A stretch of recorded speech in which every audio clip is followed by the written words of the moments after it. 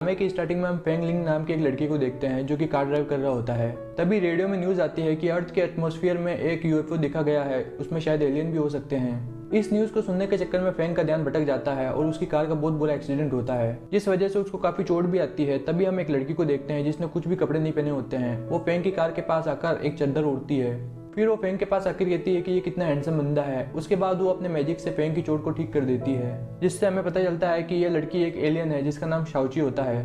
Feng की car में blast होता है और फेंग को बचाने के लिए शाओची बीच में आ जाती है, जिस वजह से वो खुद इंजर्ड हो जाती है। उसके मुंह से ब्लू कलर का ब्लड निकलकर फेंग के ऊपर गिरता है और उसके लॉकेट में से एक चमकती हुई चीज भी यहीं पर रह जाती है। फिर वो रिवर में गिर जाती है। अगले सीन में हम फेंग को हॉस्पिटल में देखते हैं, जहाँ पर डॉक्टर उसे बताते हैं कि तुम्हारा एक्सीडेंट हो गया था लेकिन अब तुम बिल्कुल ठीक हो। तो दूसरी तरफ शाओची भी बच चुकी है और वो एक टर्टल के साथ होती है जो कि उसका गाइड है। टर्टल उससे पूछता है कि तुम्हारा डिवाइस कहाँ पर है। शाओची इधर उधर डिवाइस को ढूंढने लगती है लेकिन उसको डिवाइस नहीं मिलता है।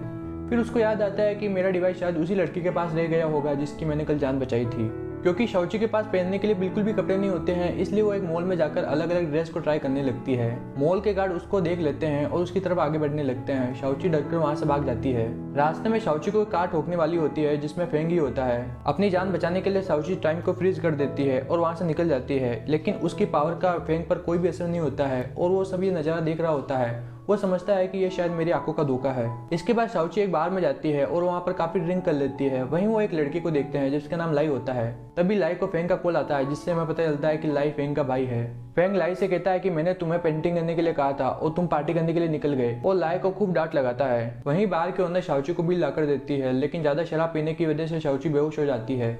शाओची के कपड़े देखकर बार के ओनर समझती है कि ये कोई बड़े घर की लड़की है, इसलिए वो उसको अपने साथ घर ले जाती है। जब सुबह शाओची की आंख खुलती है तो बार के ओनर उससे अपने पैसे मांगती है। शाओची कहती है कि मेरे पास कोई भी पैसे वैसे नहीं है और आपके पैसे चुकाने के लिए मैं आपका कोई भी काम कर सकती हूँ, इसलिए बार के ओनर उसे अपने रेस्टोरेंट में डिलीवरी बॉय का काम देती है। फिर शाओची फूड डिलीवर करने के लिए एक जगह पर जाती है जिस ऑर्डर को लाई रिसीव करता है। लाई शाओची से कहता है कि मेरे भाई ने मुझको यहाँ पर कैद करके रखा है, क्या तुम मेरी हेल्प कर सकती हो। इसके बाद लाई शाओची के कपड़े पहनकर वहां से निकल जाता है। थोड़ी देर बाद जब फेंग लाई से मिलने के लिए आता है तो शाओची को अपने भाई के कपड़ों में देखकर हैरान होता है, लेकिन मौका देखकर शाओची वहां से निकल जाती है। जब वो रेस्टोरेंट पहुंचती है तो यहाँ पर पहले से ही फेंग बैठा होता है, इसलिए वो वहां से भी भागने की कोशिश करती है, लेकिन मिस चाय उसे रोक लेती है और कहती है कि इन्होंने पूरा रेस्टोरेंट बुक कर लिया है और ये चाहते हैं कि तुम इनके लिए खाना बनाओ। शाओची को खाना बनाना बिल्कुल नहीं आता है, फिर भी वो मजबूरी में खाना बनाने की कोशिश करती है। इसी वजह से वहां पर आग लग जाती है। टाइम पर फेंग आकर आग बुझाता है, लेकिन फेंग ने आग बुझाने के लिए अपनी शर्ट का यूज किया है। जब शाओची फेंग की बॉडी को देखती है तो उसकी तरफ अट्रैक्ट होने लगती है और जब उसे टच करती है तो उसे याद आ जाता है कि ये वही लड़का है जिसकी मैंने कल जान बचाई थी और मेरा डिवाइस भी इसी के पास होगा। इसीलिए किसी बहाने से वो फेंग के घर जाकर अपना डिवाइस ढूंढने लगती है, लेकिन वहाँ पर उसे डिवाइस नहीं मिलता है।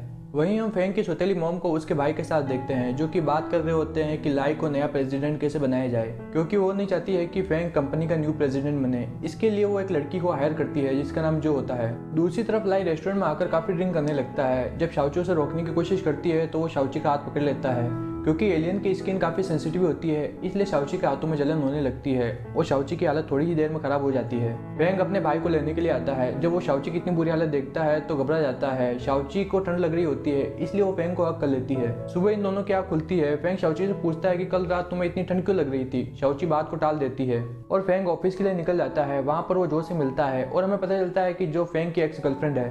फेंग को भूलने की बीमारी होती है, इसलिए वो जो को नहीं पहचानता है। तो दूसरी तरफ शाओची एक ऑर्डर को डिलीवर करने के लिए जा रही होती है, लेकिन रास्ते में उसका खाना एक गटर में गिर जाता है। फेंग अपने ऑफिस में शाओची की लोकेशन चेक करता है तो देखता है कि शाओची 30 मिनट से एक ही जगह पर है। उसको शाओची की चिंता होने लगती है और वो उस जगह के लिए निकल जाता है। जब फेंग उस जगह पर पहुंचता है तो देखता है कि अपने खाने को निकालने के लिए शाओची खुद उस गटर में कूद गई है। इस वजह से उसके सारे कपड़े खराब हो गए हैं, इसलिए फेंग शाओची के लिए नए कपड़े बाय करने के लिए उसको एक मॉल में लेके जाता है। लेकिन शाओची को अपना ऑर्डर टाइम पर डिलीवर करना होता है, इसलिए वो टाइम को फ्रीज करके वहां से भाग जाती है और इस बार भी फेंग फ्रीज नहीं होता है और यह सब नज़ारा देखकर हैरान होता है। इसीलिए वो अपने डॉक्टर के पास जाकर उसको ये सारी बातें बता देता है। डॉक्टर कहता है कि ये तो अच्छी बात है कि तुम्हें आजकल सब कुछ याद रहने लगा है और ये चमत्कार शायद उसी लड़की की वजह से होगा, इसलिए तुम्हें उस लड़की के साथ ज़्यादा से ज़्यादा टाइम स्पेंड करना चाहिए।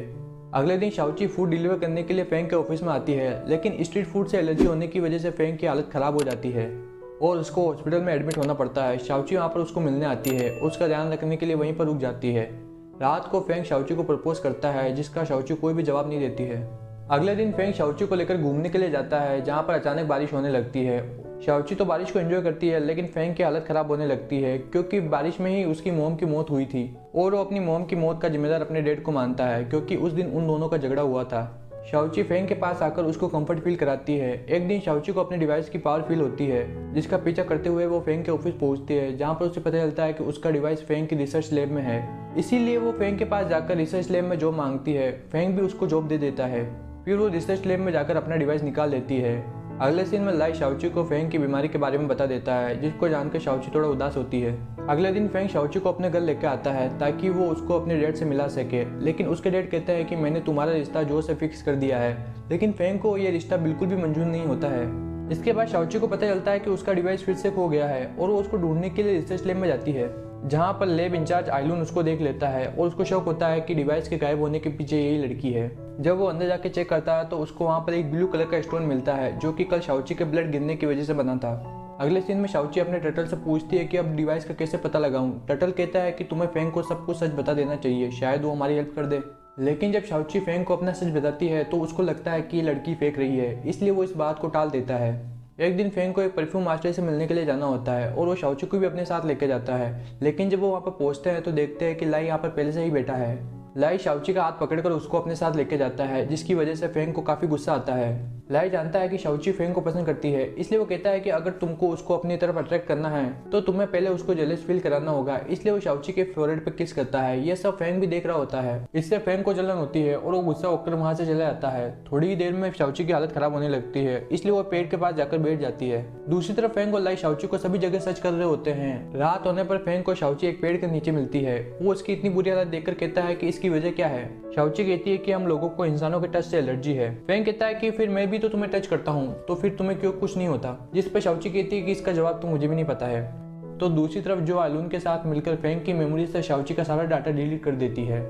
वहीं फेंग और शाओची दोनों एक साथ होते हैं, तभी अचानक बारिश होने लगती है, लेकिन इस बार फेंग की हालत खराब नहीं होती है क्योंकि वो शाओची के साथ है। जब सुबह फेंग की आँख खुलती है तो वो शाओची को लेकर सारी मेमोरीज को भूल चुका होता है, इसलिए वो शाओची को अपने से दूर हटाता है और कहता है कि तुम कौन हो। शाओची को भी समझ नहीं आता है कि ये सब क्या हो रहा है।